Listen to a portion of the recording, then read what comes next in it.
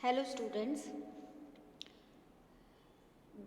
BA second year में आज हम एक्सपेरिमेंटल साइकोलॉजी के यूनिट 4 में से experimental procedures to study STM या अल्पकालिक स्मृति के अध्ययन की प्रयोग प्रक्रियाओं का अध्ययन करने जा रहे हैं। विद्यार्थियों, हमने पिछले अध्याय में शॉर्ट टर्म मेमोरी या एसटीएम या अल्पकालीन स्मृति किसे कहते हैं इसका अध्ययन किया था, जिसके अंतर्गत हमने ये पढ़ा था कि ऐसी स्मृति जो 30 सेकंड से कम समय के लिए संचित रहती है उसे हम शॉर्ट टर्म मेमोरी या अल्पकालिक स्मृति कहते हैं।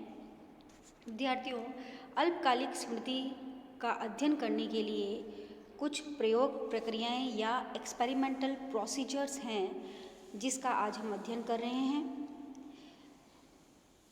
अल्पकालीन स्मृति के अध्ययन के लिए मुख्यतः दो प्रकार के प्रयोग प्रक्रियाएं प्रचलित है। मर्डॉक ने 1967 में इन दो प्रयोग प्रक्रियाओं का वर्णन किया है।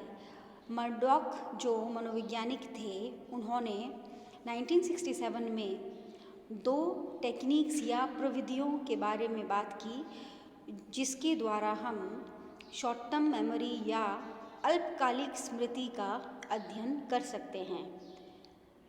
पहली प्रविधि का नाम है उचाट प्रविधि या डिस्ट्रैक्शन टेक्निक। दूसरी प्रविधि का नाम है छानबीन प्रविधि या प्रोब टेक्निक।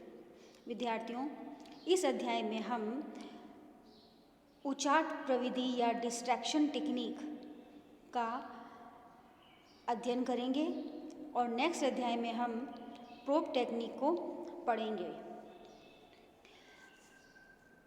डिस्ट्रैक्शन टेक्निक या उचाट प्रविधि का सर्वप्रथम उपयोग पीटरसन ने किया।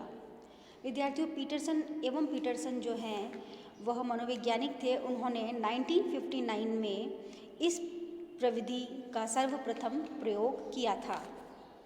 इस विधि की एक तकनीकी विशेषता यह थी कि इससे प्रारंभिक अधिगम और पुनःस्मरण के परीक्षण के बीच अंतरावेशन कार्य कराया जाता था।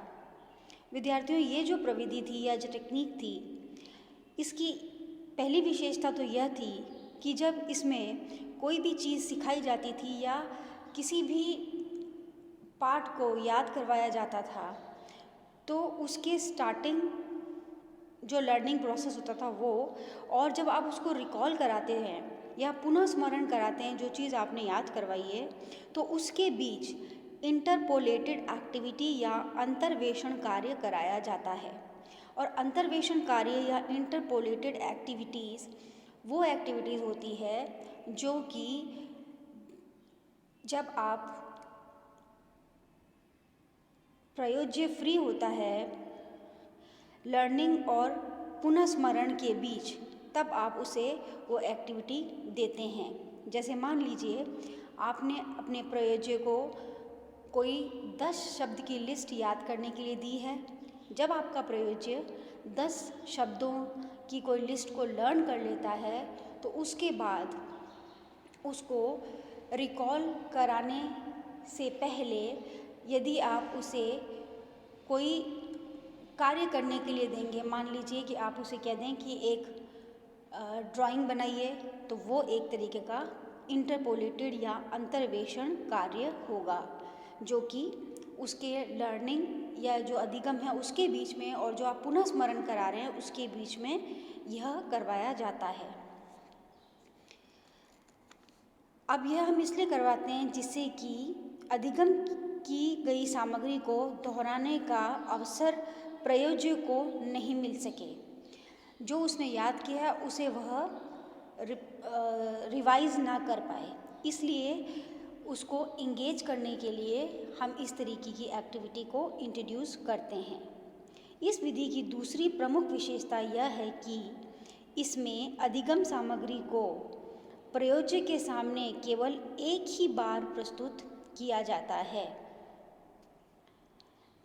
तो विद्यार्थियों, इसकी दूसरी विशेषता यह है कि जो आप अधिगम सामग्री प्रयोजक को दे रहे हैं वह उसे एक ही बार दी जाती है।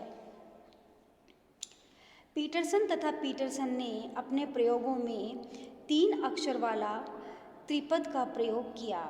इस विधि के 3 स्तर थे। तो पीटरसन और पीटरसन ने अपने जो प्रयोग किया था उसमें त्रिपद यूज़ किए थे। और त्रिपद का मतलब हुआ जिसमें 3 आइटम्स हों। जैसे कि अगर हम बैट की स्पेलिंग लेते हैं तो उसमें 3 पद हो गए, बी, ए और टी। प्रथम स्तर पर 1-1 सेकंड के अंतर से त्रिपद के अक्षरों को पृथक पृथक बोलकर प्रस्तुत किया जाता है। जब पहला लेवल स्टार्ट होता है तो जो त्रिपद है उन अक्षरों को हमें एक एक करके बोलना होता है। जैसे कि मैंने आपको बताया बैट, तो BAT। इसके तत्काल बाद द्वितीय स्तर पर प्रयोजक को 8 अंकों की एक संख्या प्रस्तुत की गई जिसे प्रयोजक को उल्टा गिनने के लिए कहा गया। सेकंड स्तर पे जब हमने उसे मतलब कि पीटरसन ने जब ये त्रिपद जो थे वह सारे बोल के बता दिए तो सेकंड स्टेज पर उन्होंने एक 8 अंक की संख्या प्रस्तुत की जिसे प्रयोजक को उल्टा बोलकर बताना था। और विद्यार्थियों, यही इंटरपोलेटेड एक्टिविटी होती है जिसमें इन्होंने एक 8 अंकों की जो संख्या है वह उल्टा बोलने के लिए कहा। तीसरे स्तर पर प्रयोजक को निश्चित समय तक 8 अंकों की उल्टी गिनती करने के बाद त्रिपद पुनः स्मरण कराया गया। तो जब थर्ड लेवल आया तो उसमें ये जो हमने प्रयोजक को 8 अंकों का जो संख्या दी थी उसे उल्टा गिनती कराने के बाद जो त्रिपद उसको लर्न करवाए उसका वापस से रिकॉल या पुनः स्मरण कराया गया। पीटरसन ने अपने प्रयोगों के परिणाम में पाया, जब पीटरसन ने यह प्रयोग करवा दिया तो उसने अपने परिणाम में यह पाया कि त्रिपद के प्रारंभिक अध्ययन के तुरंत बाद जब उन्होंने जो त्रिपद याद करवाए थे और उसका उन्होंने रिकॉल कराया तुरंत, तब धारण तीव्र गति से घटता है। तो उस वक्त जो प्रयोजक था उसने पुनः स्मरण जो किया उसमें उसे धारण जो था वह कम हुआ, यानी कि धारण की गति जो है वह तीव्र गति से घट गया, मतलब कि उसे वह जो त्रिपद थे वह याद नहीं रहे। और 18 सेकंड के बाद जब उन्होंने 18 सेकंड के बाद धारण की मात्रा वापस टेस्ट की तो उन्होंने देखा कि कुल धारण का 10% ही रह जाता है। जब 18 सेकंड के बाद उन्होंने धारण का टेस्ट किया तो उन्होंने पाया कि धारण की मात्रा का कुल धारण का 10% ही रह जाता है। तो विद्यार्थियों, अपने प्रयोगों में पीटरसन ने यही पाया कि धारण प्रारंभिक अध्ययन के तुरंत बाद जब हम धारण करवाते हैं तो पुनः स्मरण करवाते हैं तो धारण तीव्र गति से घटता है और 18 सेकंड के पश्चात जब हम धारण की मात्रा को चेक करते हैं तो धारण की मात्रा केवल 10% ही रह जाती है। तो विद्यार्थियों, आज आपने शॉर्ट टर्म मेमोरी को अध्ययन करने के लिए उचाट विधि का अध्ययन किया। सभी विद्यार्थियों को इस वीडियो लेक्चर को ध्यान से देखने एवं सुनने के लिए धन्यवाद।